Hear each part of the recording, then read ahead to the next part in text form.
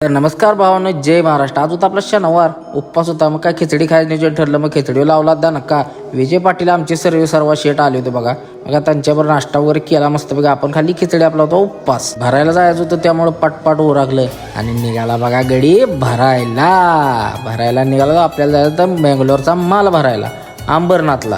निघालो बघा. आलो माफ्यात पाडदेशी पोचायचं म्हणलं. शेळफाट्याला ट्रॅफिक लागाय नको. पावसामुळे डोंगर बघा हिरवी गार झाली ती. आयुष्यात पहिल्यांदा शेळफाटा मोकळा लागला. गटाय नाक्याच्या अलीकडे आलो बघा. ही चंद्रयानचं लावलंय बघा.